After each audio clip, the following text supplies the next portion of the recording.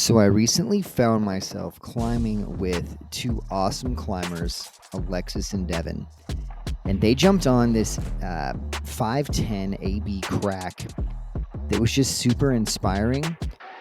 And watching them climb was also just really eye-opening and inspiring. Both of them just were bold and fearless and went for it, and they really showed me just how to try hard on harder things. So watching them both really inspired me. So we went out on a Monday, and that weekend, that Saturday, I decided to go and give it a try. All right, we're at the lower pump house in Sedona. The goal for the day to try my hardest trad line, the 10A or B on lead. Yeah, the goal is to commit to the climb. The gear is good. The fall zones are good. So yeah, goal is not necessarily to send, but to commit and grow. See how it goes. Beautiful morning in Sedona. I'm excited. Okay, so that was right before the lead attempt. If you know me at all, you can probably tell I was not chill. I was already terrified. Better. And I don't know how to make myself not terrified.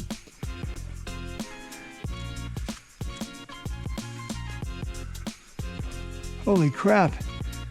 Way further than that next bolt than I remembered on top rope. So I'm already 20 feet up or so at this point.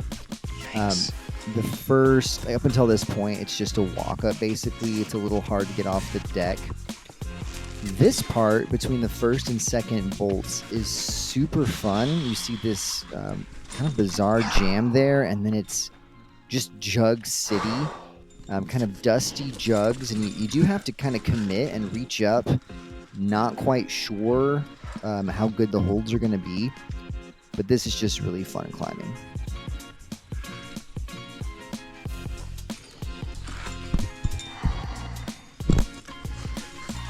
I would love to climb like 100-foot route of just this.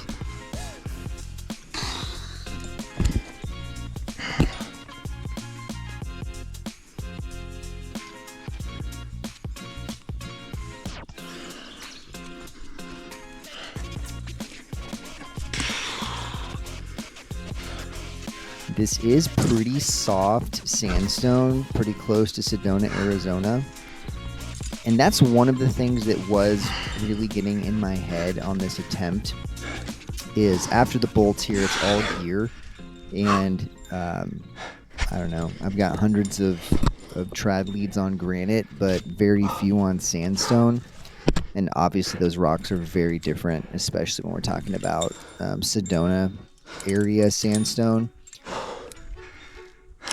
So I think some of my failure to really commit to this climb despite my goal was the rock, just not being super confident with this soft rock.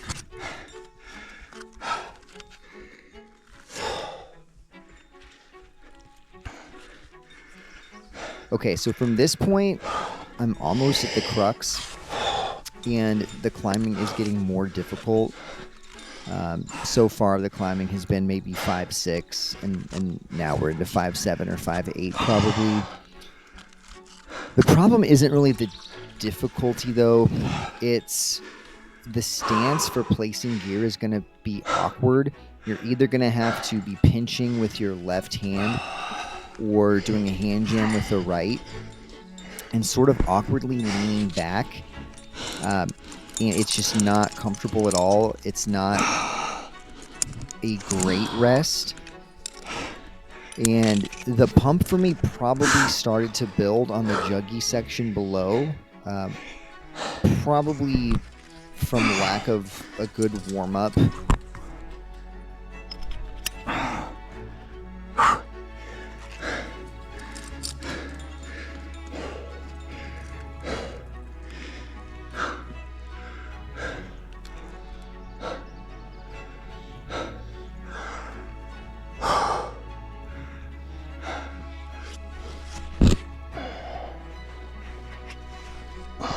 You see the right hand jam there.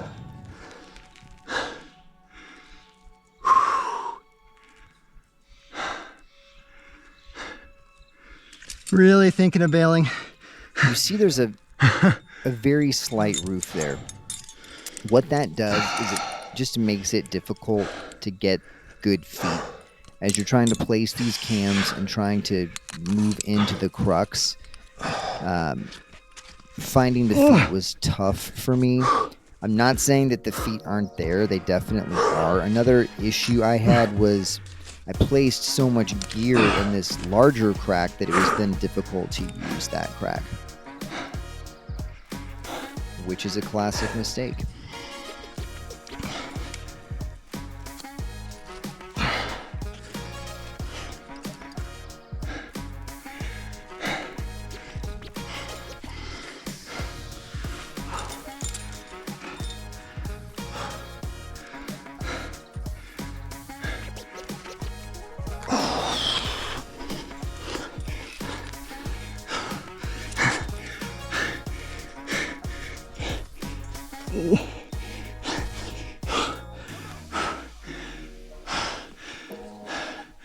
So this is definitely the crux, trying to move past that that finger crack and get established in the crack. This is the crux.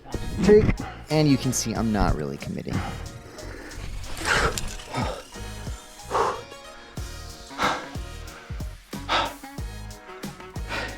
Scary, dude.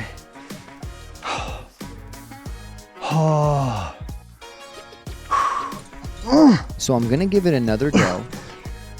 And then I ultimately decide to bail on this climb. I was pretty conflicted about it. I knew I could aid up. One thing I'm trying to do is not push myself when I'm super afraid, because that tends to reinforce the fear. So what I did is I bailed, and here I am, and I came back 2 days later. You see me recovering my own bail carabiner, which was quite controversial on Instagram for some reason. The internet's hilarious.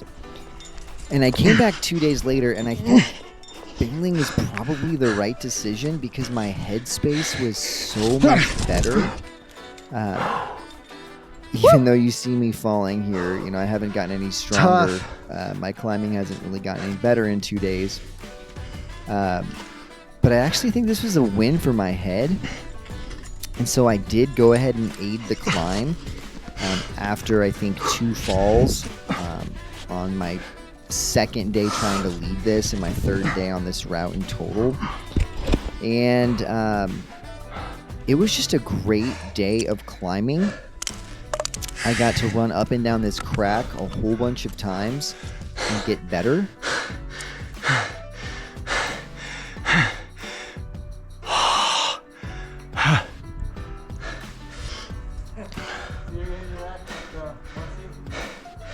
Yeah, it's sketch though. It's just one mussy.